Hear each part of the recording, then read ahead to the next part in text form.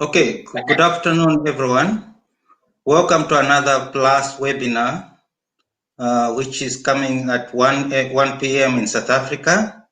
Our seminar in form of a webinar today is on water, and we are talking about the issue of water as water governance in terms of COVID-19. My guests today are three.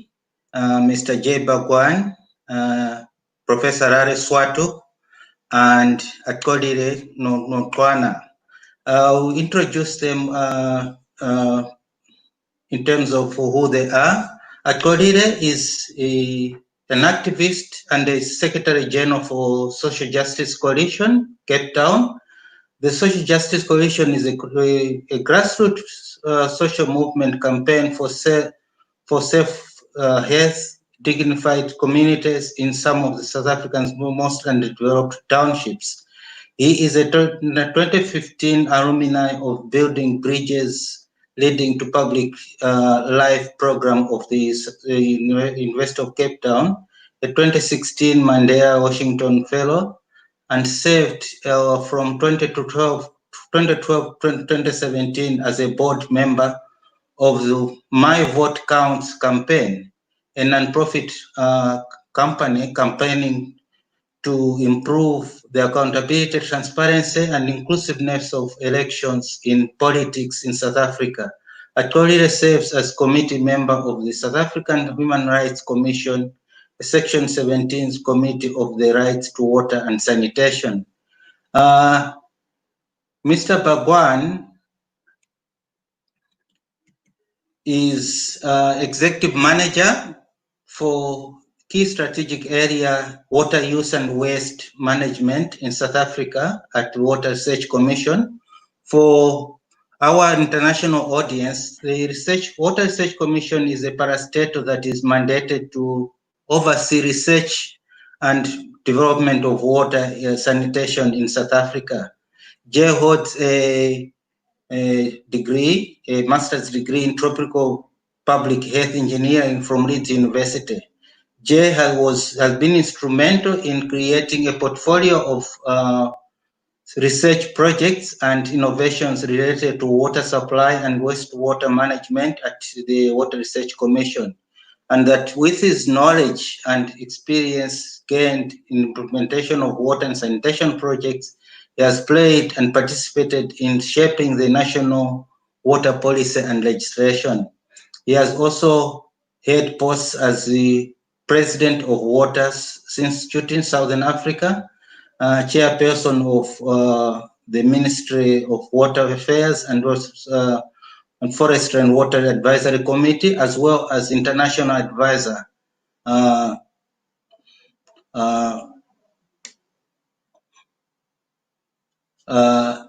the International Advisor Portfolios with the Water Supply and Sanitation Collaboration Council, IWRA, a global movement, and also UNEP.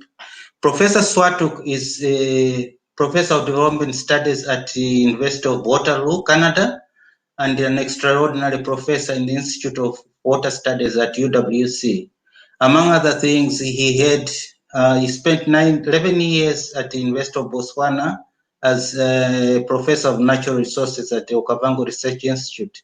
He continues to teach on postgraduate courses on water and sanitation at UWC, and also authors on water and water sanitation issues in Southern Africa. So the three guests will talk on specific matters around water and sanitation, and I will start with Mr. J. Bagwan. He has a presentation that he wants to use for his inputs. After that, I will move to Professor Swatuk, and then we'll finish with Atkodire. Each of you will have 10 minutes to provide your inputs, and then after 30 minutes, we will start with the questions and the debates from the audience. Jay, you have the floor, please. Okay, good afternoon, Prof, and thank you for the introduction and my fellow guests. Babangile, I am beaming at the moment, and so is the presentation. So thank you very much. I'm here to do some provoking around this issue of water governance, and I'm putting in a disclaimer that a lot of what I'm going to say is my own personal views and expression, but it's also fueled by working in the sector for the last 20 years. So that's why I call it that water governance challenges and nuances, because I don't think as a country we've really achieved all the fame we have around writing the governance policy. Implementation has been largely more difficult than said. So, we need to, when we talk about this issue of governance, avoid all the cliches and talk about the real issues. I mean, as soon as you have incidences like pandemics and drought disasters and, what's coming in the form of climate change, people hook on to issues that the governance system is not right. There's never going to be a perfect governance system, but a lot of it has to do most of the time with the inadequacies around water management, that the governance systems are not implemented adequately. So, we've just come out of one experience in the city of Cape Town, okay, and we blame the climate, but the climate issue has always been with South Africa for the last 50 to 100 years. No one talks about the man-made crisis around what happened in Cape Town. So, it's not purely a governance issue, it's also a management issue, and how we deal with these things around when we into these kind of crises. So to share a few elements around, that largely a lot of it has to do with systemic issues, okay? So, when you look at our own statistics as a country, we keep boasting about, the access to water supply and sanitation we have made since democracy. 89% of the household have access to it. But we never analyze that from a sustainability and a standards perspective in terms of reliability. So out of that 89%, only around 70% of them get access to more sustainable water. And as we're progressing, it's getting harder and harder that we are not getting water supply sustainability to many communities and people. We're putting infrastructure, but the water is not flowing. So that is part of a systemic issue, okay? And this manifests itself around, our attention to revenue all the time. So our water environment and business is all about revenue, okay? We've forgotten the equity aspects, we've forgotten the sum for all aspects, okay? So whenever we're in this crisis, it's the poorer people that get pushed right at the back, and we're scuttling around to find water for them in these emergencies. Linked to that is that I don't think we adequately, reinvest or invest in water and sanitation infrastructure. I mean, after 20 years, we still a very ununiform, country, okay, in terms of service delivery. But all these systemic issues around revenue and municipalities, running around trying to generate that from electricity and water, lack of capital investments, and largely, inadequate provision made by most municipalities, for operation and maintenance, are all elements that contribute to this kind of issue of the management side. But one of the real issues is, and we never talk about it openly, and we keep hiding around the issues of this governance of water, etc., is that we're not a homogeneous society, you know, and we need to accept that as a country. You know, we cannot use a single policy paradigm to serve two different societies and two different challenges where the needs are completely different. Okay, so when we're talking governance, we can't talk about one governance system because the needs are completely different. The requirements are completely different.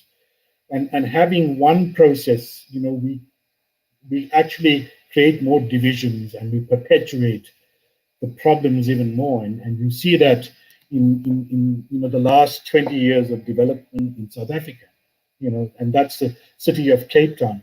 You know, the divisions grow and grow exponentially, and we haven't made significant inroads into closing the gaps around the wealthy and the poor. And that is reflected on how we approach this whole governance and management of water in our society in a divided manner. The next thing is, you know, we also hook on ourselves a lot around the water rights issues. I mean, you know, we're still trying to figure out whether it's a real right or an absolute right. But the important thing, especially about the poor and those that are off the grid, is that in this society, they become invisible till you have a crisis. Okay, so a lot of poor people, etc., no one cares. They stick a toilet, they stick a standpipe, how it's working, what's the level, doesn't matter. As long as you put the infrastructure, that community, that household becomes invisible. So we need to have a relook at this whole issue of human rights to water. Okay, and you know, offer more protection and enablement to people around that. I mean, there is no equity in allocation at a municipal level. I mean, you see, one side of the fence consumes 800 liters per capita because they're driven by a revenue element, and the other side gets a 50 liter per capita. We haven't broke through the barriers around a uniform service level, okay, and created the real kind of subsidy elements that would see both of them enjoy, you know, a uniform level of service. So there is this issue that we still trying to grapple with, and we make it invisible so that we don't have to deal with it. Then lastly, just coming to a close in my time, the issue is that should we transform or not transform our water governance regime? And my own personal view is that I think we need to rethink the whole model of water governance, especially, you know, where we have very traditional, cultural, rural-based areas. We have these divisions in society in terms of the rich and the poor in the urban settlements and the informal settlements. We're also struggling around, you know, achieving, you know, good management and good governance, and we're not looking at bringing in newer models and nuances around community-based provision, alternative forms of governance that have experience in other places of the world, etc., that can respond to, you know, the failures of the current governance system. Okay, there's also room, I think, to establish a core set of new institutions, you know, that can have a better role and responsibility. So, you know, we're sitting in this COVID issue, and in rural areas, if we had a groundwater agency that had put a borehole in every rural area that could now supply the schools, the clinics, the households, etc., we wouldn't be running around putting in, you know, JoJo tanks. So the institutional model is all, you know, not responding to the real issues. You know, it's still looking at bulk water, it's still looking at dams, it's still looking at, you know, big infrastructure rather than solving the issues. And then, you know, the clarity needs to be around the institutional arrangements and regulation, you know, that we need to agree with moving forward, that this idea that we created, 20 odd years ago that one size fits all is not working. We are a divided society. We will be for some time until we can lift the economy, build greater equity, okay? And we can only achieve that if water is reallocated equitably, okay? And that element must be prioritized so that everyone is on an equal footing to start the discourse of water governance going forward.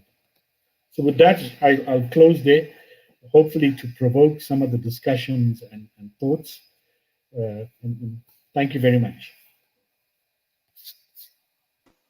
Thank you very much, Jay. I can see a number of questions already coming. One of them from Ruth Ho at Plus is she's talking about how much water is actually allocated to agriculture, but maybe you can deal with that in your second round of inputs.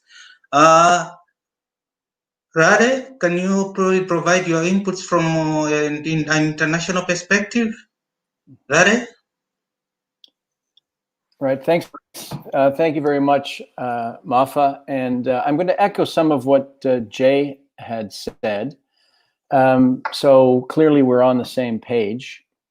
I want to start off with a quotation from Cecilia Tortellada and Asif Biswas, where in relation to environmentally sustainable, socially equitable, and economically viable water governance and management is concerned, they say, the world needs leadership, long-term sustainable policies, robust legal and regulatory systems, strong institutions, and services that are reliable and provided irrespective of the circumstances. And that's from a 2018 piece that that Tortellada and Biswas published. And then they go on in a different, more recent piece to throw out some facts and figures to help us understand how far we are from that reality. So globally, according to them, at least 4 billion people do not have access to water that is safe to drink or that is perceived as not safe to drink without point of use treatment systems. In the entire South Asian region, over 1.7 billion people. You would be hard pressed to find even one city, town, or village where the majority of the people think the tap water is safe to drink without any health concerns. And of course, we should note that nearly drinkable water is in fact not drinkable at all. And they also point out that this is not just a global South issue. It includes developed countries, ranging from France to the United States to Canada, where I am, where fewer and fewer people are drinking water directly from the tap because of quality concerns and sociocultural conditions. So we've had crises like Walkerton in Canada, which is quite famous, which is also in line with Flint in the United States. And there are similarities about the causes of these problems, these water-related, but also social problems that are shared in places such as Cape Town and elsewhere. And all of this, despite the fact that 45 years ago, the world held a meeting to discuss the dire state of its freshwater resources. Nearly 30 years ago, the world held meetings to lay out an agenda for sustainable water resource development and management, first at Dublin and then at Rio. 20 years ago, at the Second World Water Conference, the then Dutch Prince of Orange, William, announced that the world water crisis is a crisis of governance, and that's why we're here today to continue to reflect on this. The Prince mentioned this, I think, as a kind of a way for us to get to begin to realize that water is a highly political, who gets what water when, where, and how is a very difficult problem that is not easily solved with technological or economic interventions, that there's something else at play that we need to reflect upon. And that crisis of governance was a chance to try to attack that head on and to try to reorganize how the world goes about thinking about its water resources. Also, since 2000, we've had the MDGs. Now we've got the SDGs, the Sustainable Development Goals. These are kind of pathways with signposts and benchmarks for to help us achieve sustainable development. And yet, this is where we are today, right? Where a global pandemic has revealed very clearly the extent to which all of our plans have failed to serve those in whose interests they claim to have been written. Billions of people have no water to wash their hands to protect themselves from a global virus. Yet those who make the policies, plans, programs, laws, institutions have it in abundance. And I think this is part of the issue, is that those who need it don't have the institutional power, the economic power, and those who have it seem to be focused elsewhere. So let me return to the notion that the water crisis is a crisis of governance. What is governance? Let's just think of governance. Governance and management often get combined, and they are related. So let's just think of governance as the design phase of a project and management as the execution phase of the same project. And they're related in terms of performance, right? Through feedback loops, reflection, policy reform, and so on. So the governance side is about who gets to design how water resources are used. And we know that historically this has been elite driven, serving powerful political and economic interests. Think water for production, big agriculture, big energy, and so on.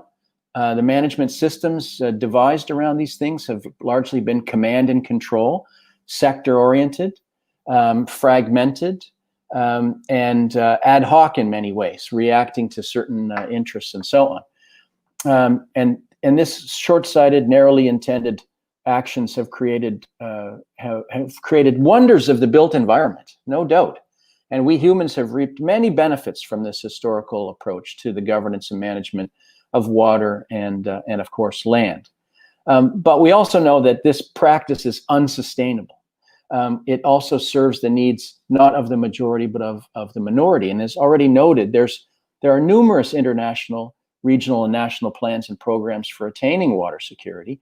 SDG 6, Target 6.5, for example, argues that by 2030 we will have highly functioning IWRM organizations in place across all river basins. This ideal, of course, departs dramatically from the real, highlighted in the quotations that I provided from Tortillata and Biswas. Across the SADC region, across the Asian regions, Europe, national water laws, institutions have been reformed around the world. The laws have been rewritten, the organizations have been rebuilt, all in this attempt to shift practices toward good water governance. And what does that mean? It means that in a way that we're saying that the sovereign state has, as the geographic unit, is a problem. We should talk about river basins.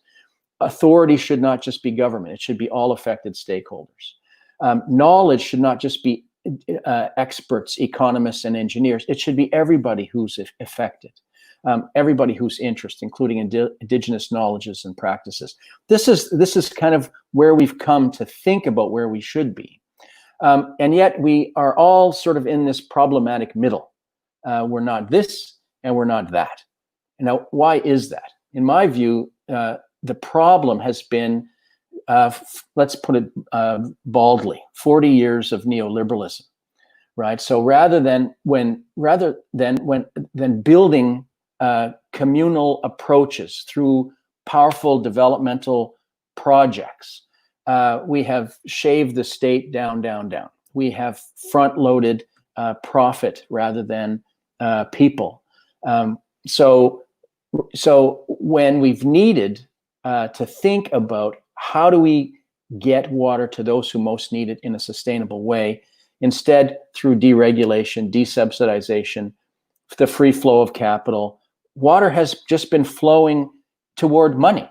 Right, it's altered the natural hydraulic system. Right, from water flowing from according to gravity to according to who has the most amount of money.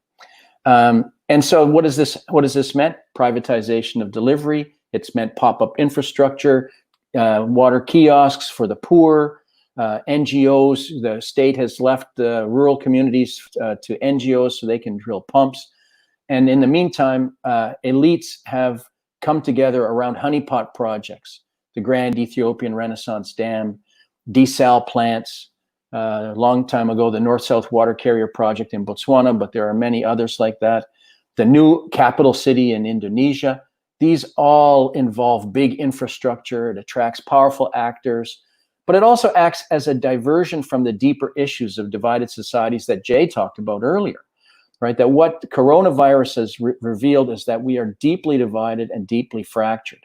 That big infrastructure is a kind of a bomb on some kind of a societal cut that rather than address it and fix it, you know, it's like, let's just get more supply and we'll worry about we won't think too deeply about who gets it and if it's equitable. So the challenge is to bring the fractured world together, not just to talk about a pro-poor agenda or a triple bottom line, but to how to follow through on commitments. And I'm going to end just here with a teaser, because then we can get into a conversation. Is it all bad news? No, water is in everything. So obviously we can make changes all over the place. Some will be good, some will be bad. So there is evidence to give us hope. Where we do see positives, where we see that where the need is shared. Okay, so the elites and masses can't escape from each other. So you do see, and you see this in certain urban environments where everybody lives together and they face a day zero. In some cases, they for moments come together. You know the saying in the water world that you should never waste a good drought. Drought, you know, pushed California to a new groundwater law, for example. So where need is shared, you can get things done. Where capital is available, that's obviously something else. Where people are respected, and I'm looking forward to Lile coming up next. And oftentimes we need third-party oversight to sort of hold the feet to the fire of those with power to actually follow through on what they've said that they will do. So those are 4 things. I can give examples in discussion, but I'll stop there. I hope I've just given us some background and some food for thought. So thank you, Mafa. Thank you, Rade. It's a lot of things, food for thought, around politics and of governance of water. Our next speaker is Atolide. Atolide, your floor is yours. Thank you very much and good afternoon, everyone. I think it's important for me to try and firstly, I mean, looking at this issue, which is something that I did not prepare as to talk about here, is that we need to sort of firstly problematize the panel in itself, in that many of the issues that we know and that we face in our society predominantly affect women, and the fact that we have a male-dominated panel around this issue of water even is an issue.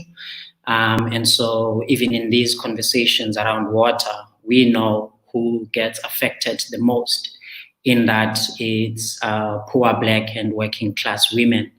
And so I think in continuing these discussions, that's an important part to underline and underscore.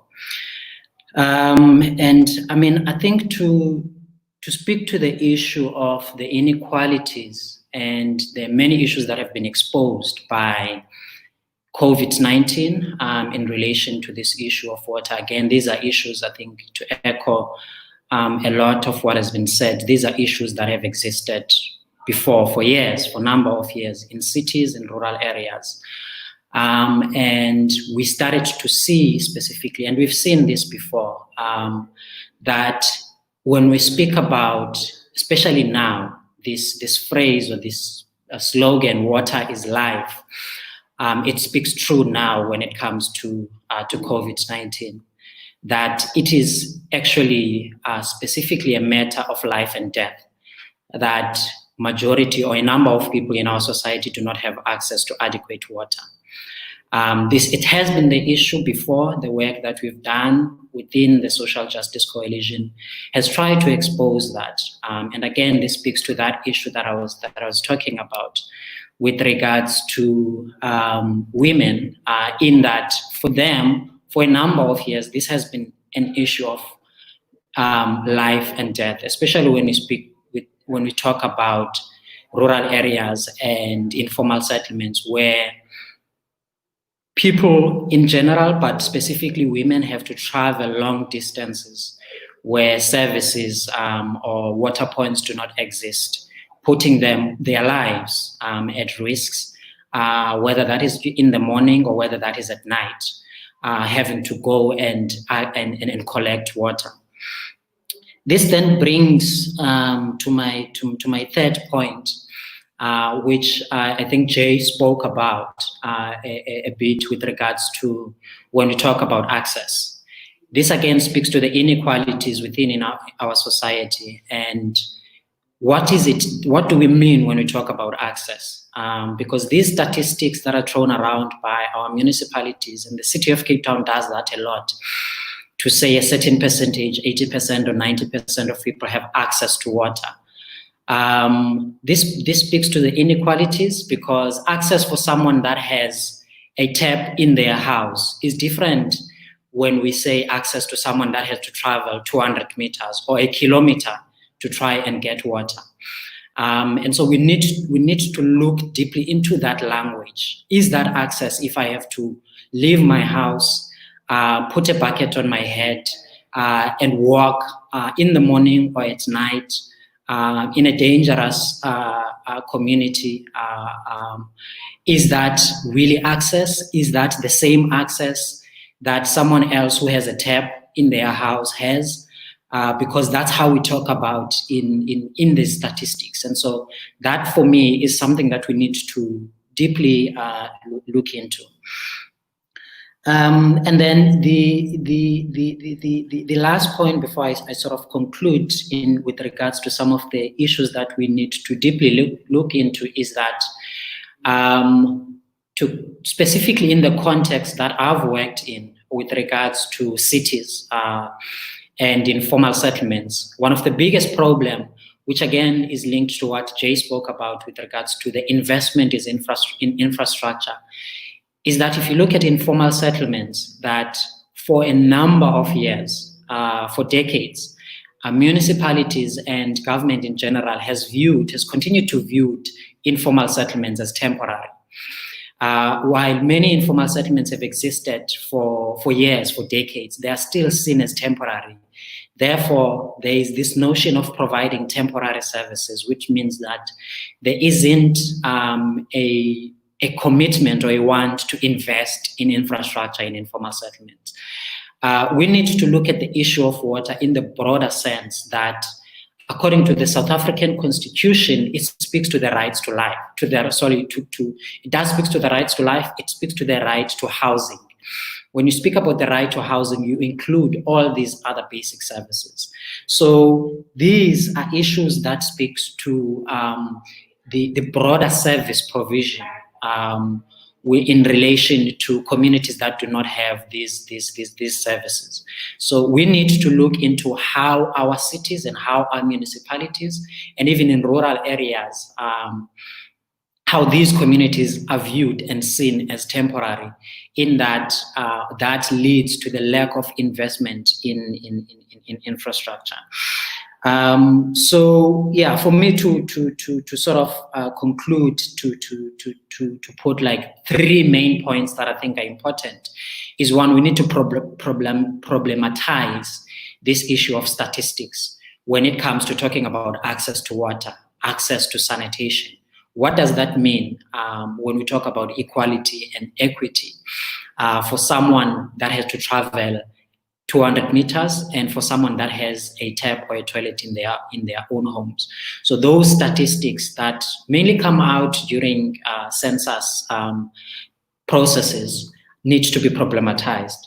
2, we need to center the people that are affected. We need to make sure that community participation is something that we always speak about, especially centering those that are normally excluded. And in this context, as well as I've said, centering women, centering those in rural areas, centering everyone that is normally excluded in governance and management and in politics in general in our society. And then lastly, we need to connect and look at this issue in a much broader view, in that it relates to issues of housing in our society. It relates to issues of access to land in our society. It relates to how we look at informal settlements and broader service provision. It relates to the inequalities that we see and who we see as having access to our cities within our municipalities and even in rural areas. So those are some of the important issues that I think we need to continue elevating and having conversation around in my view and based on the work that we've done. Thank you. Thank you very much, Atkolide, and the other two panelists. Just to note, yes, you're right. This panel is male-dominated. It's embarrassing, but I'm sure we can deal with that better in future. We have a number of issues and questions coming through on the chat. Maybe we should start with the taking some of the questions. Bangi, can you put up some of the questions, please?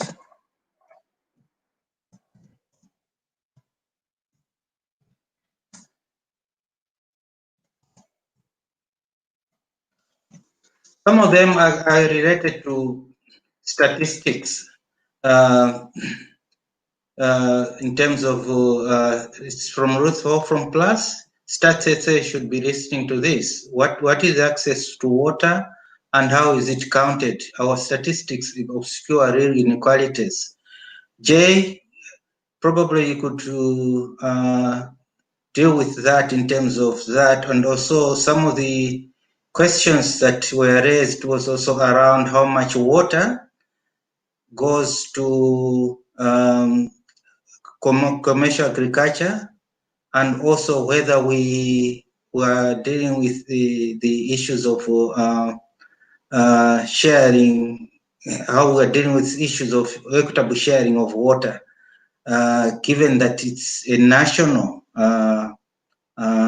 resource. Jay? Answer the first question of Ruth. The allocations, in terms of the national water availability pie hasn't changed significantly over the years. I mean, agriculture still accounts for about 65% of the usage of that pie. But, we need to give it into the context that, we put in this pie all the runoff that we can capture in terms of water in this country.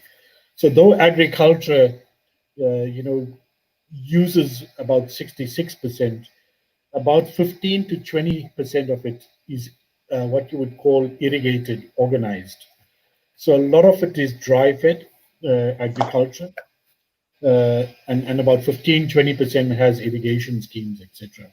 in it. So not much change, lots of losses in the system, but there's a great drive towards building more efficiencies in farming practices, in agricultural practices, to deal with the climate issues that are going to be coming in the near future, etc. Then, tackling this issue around, the whole stats essay definitions. I mean, it's something, I'm not an expert, but we have 2 research projects at the WRC examining what are the questions we should be asking in this country that are more appropriate from a statistics perspective. I mean, at the moment, Stats SA develops one set of questions for everyone. So they take it to an informal settlement and they ask the same question, is how is your pipe water supply? Okay. So what you get is a whole lot of perception responses, etc., And people get tired of answering all these long questions, so they answer it and you get a statistical answer for it to say, wow, you have 80% pipelines in the country. No one asks a sustainability question. So we've got this research project that actually is trying to deal with this division we have so that we can make the questioning more appropriate, that it starts reflecting the more serious issues and nuances that policy and management can respond to, going forward, etc.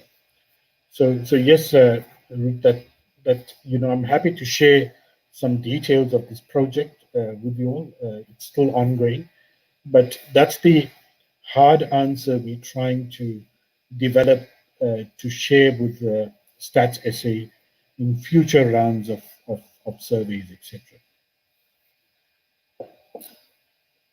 Jay, Bank, you can put on to the next questions. One of the issues that has been, okay, there's a question from Sheko Putu. How do we navigate the issue of sustainable water access in informal settlements? At Colina, we have talked quite a lot about the inequitable use and also the statistics that are false in terms of giving us statistics that might show that actually 80% of communities in informal settlements have access to water, and yet the way water is accessed is not really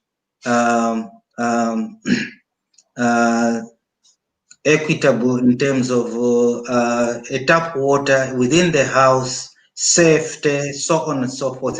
Particularly also a gender issue that arises immediately, given that women are largely responsible for provision of water within households.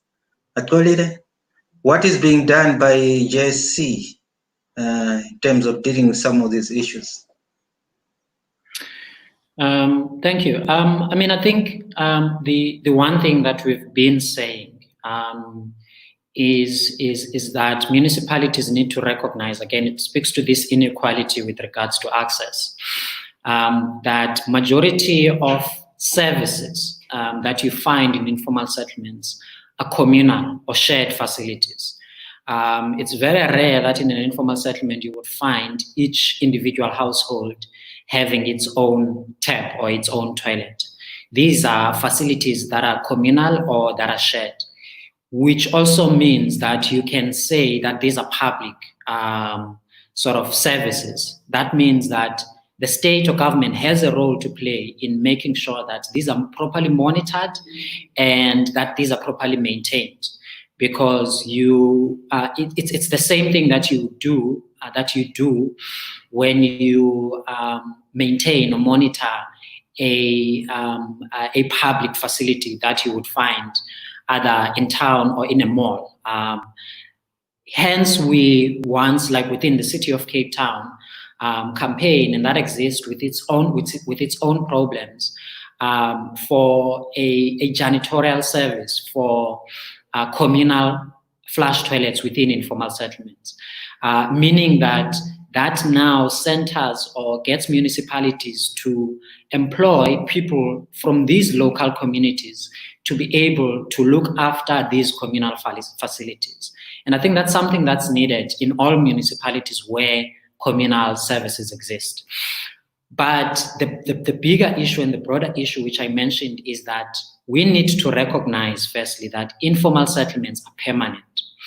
And when we do that, then we can start investing in proper infrastructure. And it doesn't mean that we need to treat each and every informal settlement the same. We need to look at the context within each informal settlement, involve that local community, and look at the different types of technologies or typologies that exist in how you provide services in informal settlement.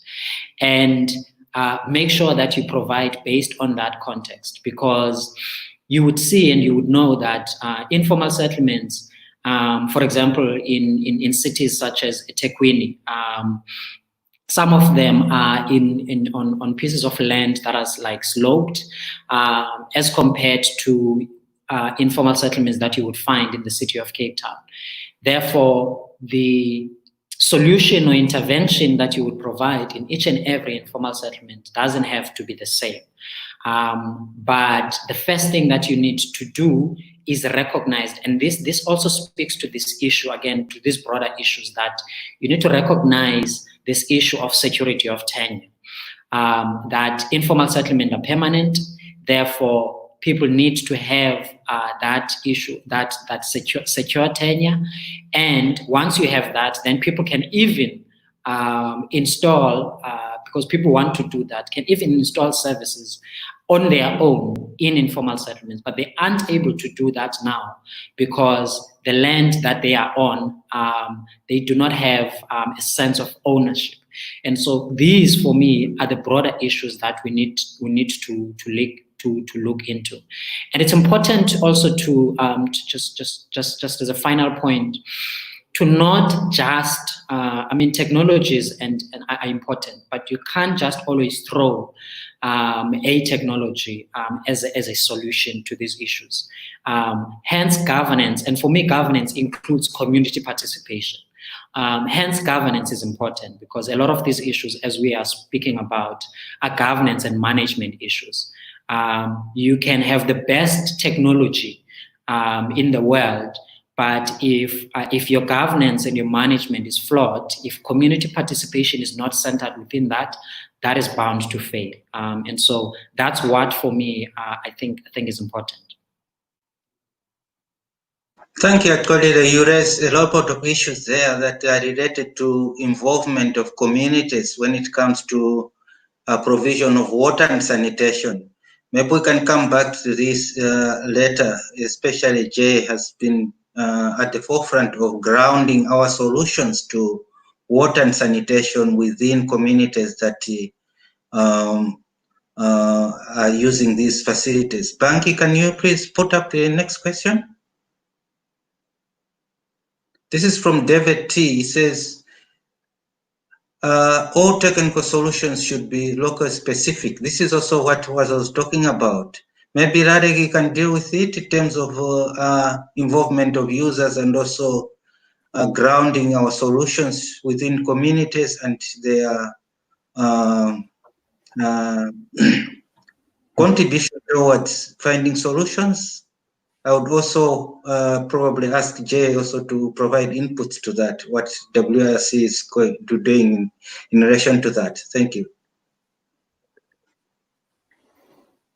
Right. Okay. Thanks very much. I agree with that wholeheartedly, with a caveat that there are certain things that can be done that are probably universal, like dealing with unaccounted for water, fixing leaking pipes. That's a universal kind of approach. But at the same time, they all operate in locally specific contexts, and so I think that's absolutely correct. I wanted to just point out, to build on that question, that observation, but also the previous discussion about informal settlements and perhaps around water for the poor. And in relation to governance, Jay said at the very beginning that we have deeply divided societies where the marginalized only appear in a crisis. Now, of course, the challenge is then how to think forward, how to move forward together, how to bridge the gap between the haves and the have-nots. We have a tale of two cities where we need to, whatever intervention we put forward, it must be strategic in the sense that it has to build state-civil society relations. So let me give you an example. So specific examples of water for the poor or in informal settlements. Strategies like reblocking, decanting, different kinds of upgrading. These are practices where they're not water specific. They help to formalize the informal settlement, which by definition oftentimes treats the water problems.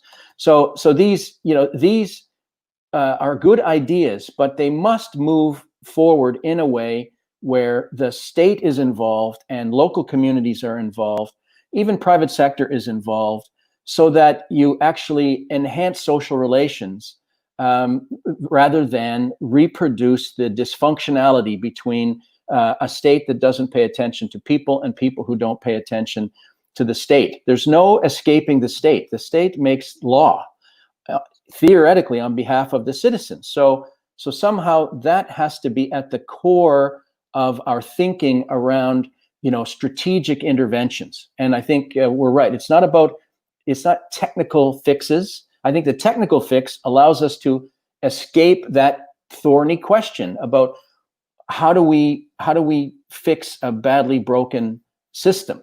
And I think the point about local is not just local technical, can be local knowledge as well as some kind of devices, right? Talking to people who live with the problem and respecting them and listening to their voices. So I'll stop there. I wanted to say something about about access that Ruth Hall raised in the comments, but I'll stop there. Thank you, Lade. Bangi, can you put up the next question, please?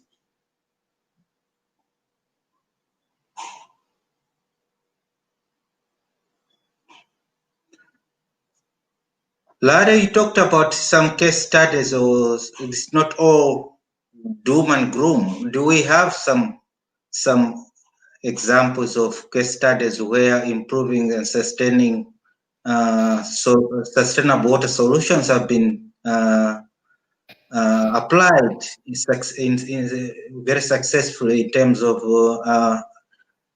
trying to meet equitable water provision? Maybe also Jay could come in if there are any projects that he feels could be a learning lessons for us. Yeah, so internationally there have been a lot of innovative ideas that have been demonstrated, but they've never been sustainable.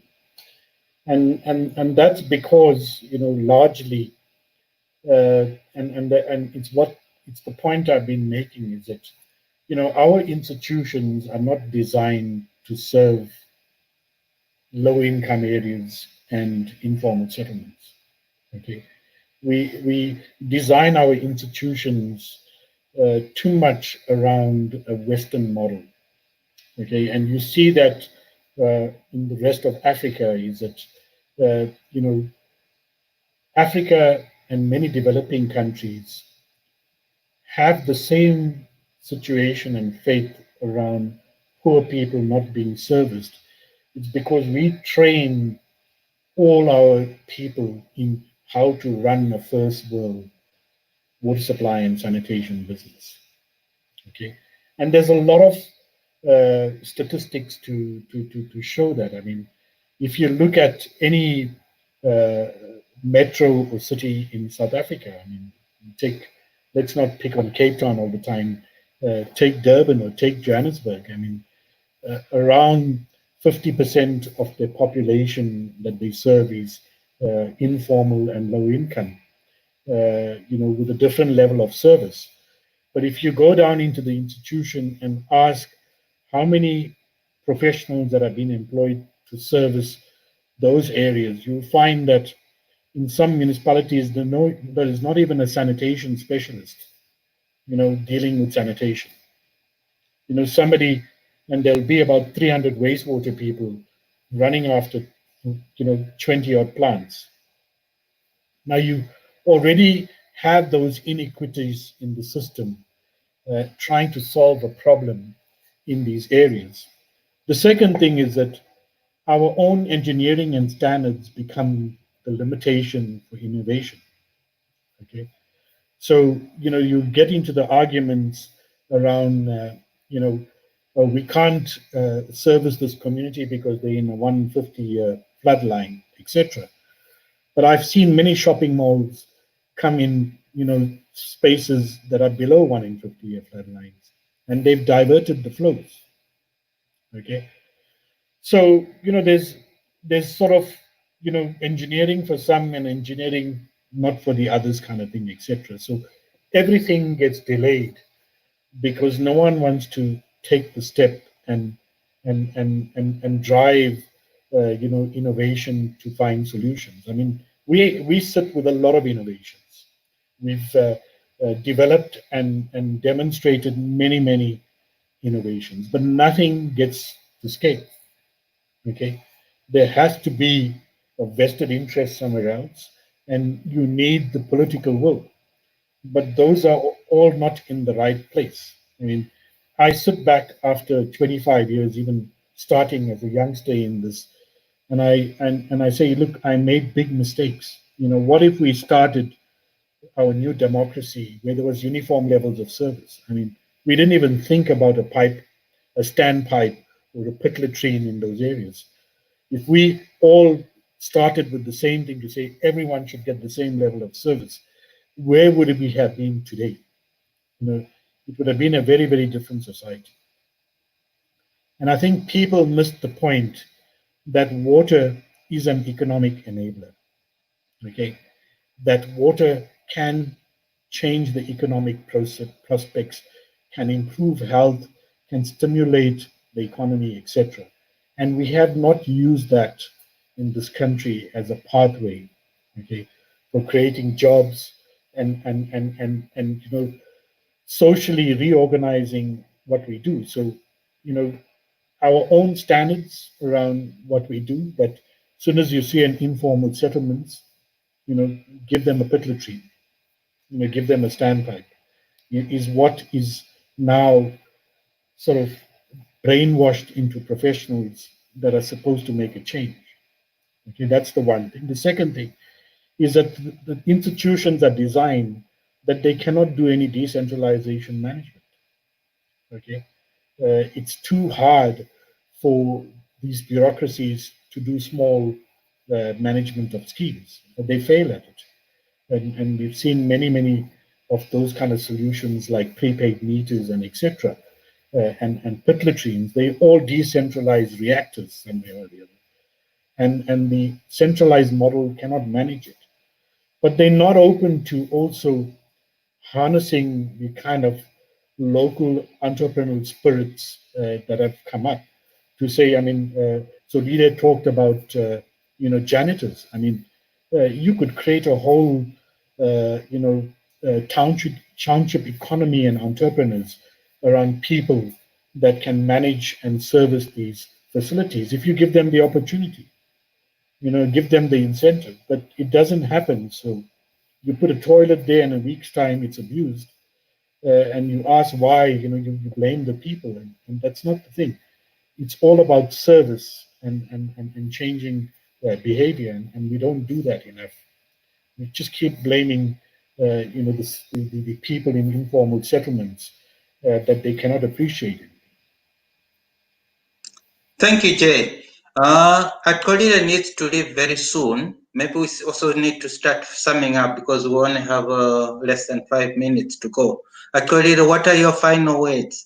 I think you have got a very powerful message there that settlements, informal settlements, like Jay is saying, are here with us to stay. We are not going to get rid of them. So the sooner we start talking or finding innovative solutions to water and sanitation for informal settlements, the better for society. Actually, thank you. So yeah, I mean, the one last thing to sort of conclude a lot that I've said is that for me, especially in the South African context, our constitution speaks about, and especially in relation to local government, centers community participation. I think we need to continue interrogating what that means and making sure that it's real when it comes to the many that are continually excluded in our communities. This also speaks to the issue of resources. Who decides on our budget, on our city's budgets? Who decide where the money goes to? Who decides what the priorities are? And I think we need to make community participation real and make sure that people in informal settlements, women, those in rural areas, are centered and included in decision making around how we spend and how we distribute our resources.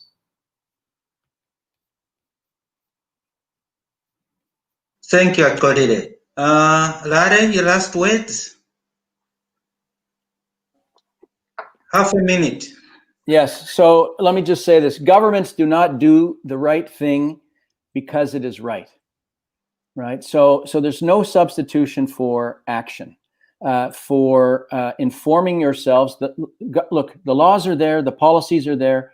People must mobilize and find like-minded people to put the case that is on the books for governments around the world. There are examples where it works. I mentioned some.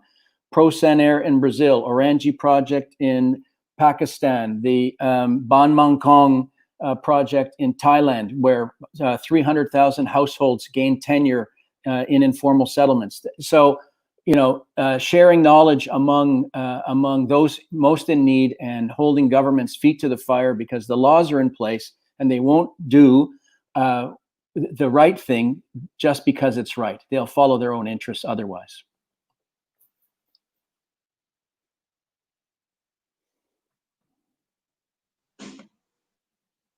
Jay, thank you very much. Looks like our two hosts also have already left. This is the end of our seminar in form of webinar today from PLUS. Our next webinar is next week on Thursday again. You will get the announcement. Most likely it's around NEGA, the network area, the Network of Excellence in Land Governance in Africa. The title and also the speakers will be announced in our announcements through the various media that we announce webinar. From PLUS Cape Town, thank you very much for tuning in. Until next time, stay safe. Bye-bye.